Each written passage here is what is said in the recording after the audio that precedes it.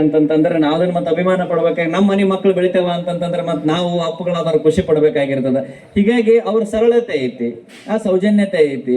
ಮತ್ ನೀವ್ ಯಾವಾಗ ಹೋಗ್ರಿ ಏನೇ ಹೋಗ್ರಿ ಯಾವಾಗ್ಲೂ ಸ್ಪಂದಿಸ್ತಾರ. ಇನ್ ಕೇಸ್ ಅವ್ರಲ್ಲಿ ಅವೈಲೇಬಲ್ ಇರ್ಲಿಲ್ಲ ಅಂತಂತಂದ್ರೆ ಅವ್ರ ಆಫೀಸ್ ಒಳಗಡೆ ಅದೇ ಸಿಸ್ಟಮೆಟಿಕ್ ಇಟ್ಟಿದ್ರೆ ನೀವು ಹೋದ ತಕ್ಷಣ ಅವ್ರಿಗೆ ಸ್ಪಂದಿಸ್ತಾರೆ ಮತ್ತು ವಿಷಯಗಳನ್ನ ಅವ್ರಿಗೆ ಮುಟ್ಟಿಸ್ತಕ್ಕಂಥ ವ್ಯವಸ್ಥೆ, ಅದು ಆಟೋಮೆಟಿಕ್ ಕಾರ್ಯತತ್ಪರಾಗ್ತಕ್ಕಂಥ ವ್ಯವಸ್ಥೆ ಐತಿ. ನಾವು ಈ ಭಾಗಕ್ಕಂತೂ ನಾ ಏನ್ ನಿಮ್ಗೆ ಹೊಸಬಲ್ಲ, ಸಣ್ಣ ಹುಡುಗನಿದ್ದಂಗೆ ನೋಡ್ಕೊಂಡು ಹೋದ್ರಿ. ನಾವೇನಿದ್ರು ನೇರವಾಗಿ ಹೇಳ್ತಿರ್ತೀವಿ ನಿಮಗೆ.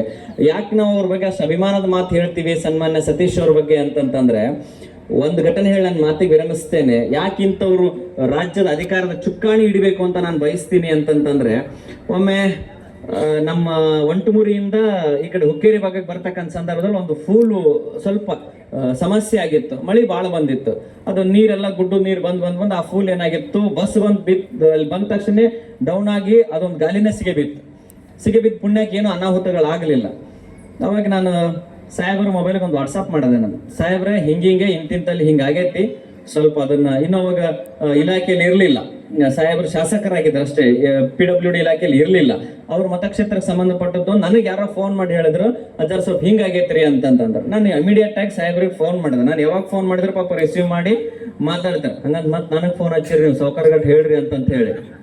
ಜನಗಳು ಲೋಕೋಪಯೋಗಿ ಕೆಲಸಗಳಿದ್ರೆ, ಜನಗಳ ಕೆಲಸಗಳಿದ್ರೆ ಅಷ್ಟೇ ನಮ್ಗೆ ಅವ್ರಿಗೆ ಸಂಪರ್ಕದಲ್ಲಿ ಇಟ್ಕೊಂಡಿರ್ತಕ್ಕಂಥ ವ್ಯವಸ್ಥೆ ಇರ್ತಿರೋದ್ರಿಂದ ನಾನು ಹೇಳಿದ ಬರೋಬ್ಬರಿ 2 ತಾಸದೊಳಗಡೆ ಆ ಬಸ್ ಅಲ್ಲಿ ತೆಗಿಸಿ ವಿತಿನ್ 6 ಮಂತ್ ಒಳಗಡೆ ಆ ಫೂಲ್ ನ ರೀಕನ್ಸ್ಟ್ರಕ್ಷನ್ ಮಾಡಿ ಮತ್ತೆ ರೋಡ್ ಮಾಡಿದ್ರೆ 6 ಕಿಲೋಮೀಟರ್. ಇದು ನಮ್ಮ ಸತೀಶ್ ಅವರ ಕಾರ್ಯವೈಖರಿ ಅಂತ ಹೇಳಿ ನಾವು ಹೆಮ್ಮೆ ಪಡ್ತಾರೆ. ಸೊ ಇಂಥವರೆಲ್ಲ ದೊಡ್ಡ ದೊಡ್ಡ ಸ್ಥಾನದಲ್ಲಿ ಇದ್ರು ಅಂತಂತಂದ್ರೆ ಇನ್ನಷ್ಟು ಕಾರ್ಯ ಮಾಡ್ಲಿಕ್ಕೆ ಸಾಧ್ಯ ಐತಿ. ಯಾತಕ್ಕೆ ಅಂತಂತಂದ್ರೆ ಗಾಂಧೀಜಿ ಅವರು ಆಫ್ಟರ್ ಇಂಡಿಪೆಂಡೆನ್ಸ್, ಸ್ವತಂತ್ರ ಆದ ಬಳಿಕ ಒಂದು ಹೇಳಿಕೆ ಕೊಟ್ರು. ಏನಂತ ಅಂತಂತಂದ್ರೆ, ತಾವೆಲ್ಲ ಓದಿರ್ತಾರೆ ಗಾಂಧೀಜಿ ಅವ್ರ ಬಗ್ಗೆ ಒಂದು ಮಾತು ಹೇಳ್ತಾರೆ ಅಂತ, ಈ ದೇಶದ ಉನ್ನತ ಹುದ್ದೆಯ ಅಧಿಕಾರದ ಚುಕ್ಕಾಣಿ ನಾನು ಹಿಡಿದಿದ್ರೆ ಇಡೀ ದೇಶದಲ್ಲಿ ಇರ್ತಕ್ಕಂಥ ಎಲ್ಲ ಮದ್ಯಪಾನವನ್ನ ನಿಷೇಧ ಮಾಡ್ತಿದ್ದೆ ಅಂತ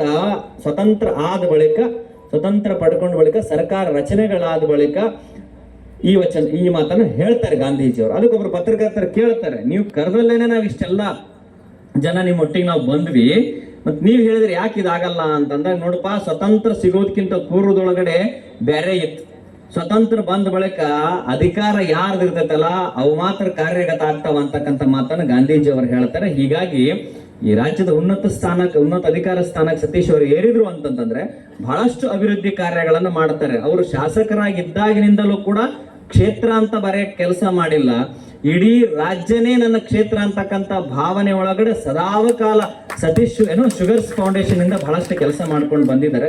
ಸೊ ಅಂತವ್ರು ಮುಂಬರೋ ದಿನಮಾನದಲ್ಲಿ ಉನ್ನತ ಸ್ಥಾನವನ್ನ ಅಲಂಕರಿಸಲಿ ಅಂತಕ್ಕಂಥ ಶುಭಾಶೀರ್ವಾದಗಳನ್ನು ನೀಡುತ್ತಾ, ಜೊತೆಗೆ ಈ ಭಾಗದ ಶಾಸಕರು ಇದ್ದಾರೆ. ನಾನು ಆಗ್ಲೇ ಹೇಳಿದ್ನಲ್ಲ, ಬಹಳ ಸರಳ, ಅಂತವ್ರು ಸಿಗೋದು ಬಹಳ ವಿರಳ.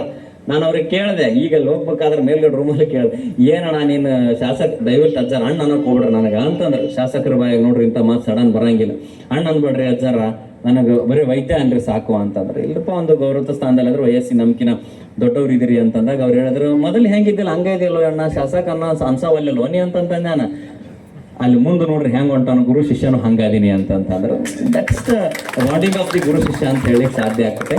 ಸನ್ಮಾನ್ಯ ಸತೀಶ್ ಅವರ ಸರಳತೆ, ವಿನಯತೆ, ಭ್ರಾತೃತ್ವತೆ, ಸರ್ವಧರ್ಮದನ್ನು ಸಮಾನವಾಗಿ ಕಾಣ್ತಕ್ಕಂಥ ಭಾವನೆ ಏನು ಸತೀಶ್ ಅವರ ಹತ್ರ ಇದೆಯೋ ಅದೇ ಮಾರ್ಗದರ್ಶನದಲ್ಲಿ ವಿಶ್ವಾಸ ವೈದ್ಯರು ಕೂಡ ನಡೀತಾ ಇದ್ದಾರೆ. ಇದೇ ತರನಾಗಿ ಇಂತಹ ಸರಳ ಸಜ್ಜನಿಕೆಯ ಶಾಸಕರು ಮತ್ತು ಸಚಿವರಿಂದ ನಮ್ಮ ಕನ್ನಡ ನಾಡು ಸುಂದರಗೊಳ್ಳಲಿ ಅಂತಕ್ಕಂಥ ಅಭಿಮಾನದ ಮಾತುಗಳನ್ನು ವ್ಯಕ್ತಪಡಿಸ್ತಾ ಉಮೇಶ್ ಬಾಳೆ ಅವರಿದ್ದಾರೆ, ನಮ್ಮ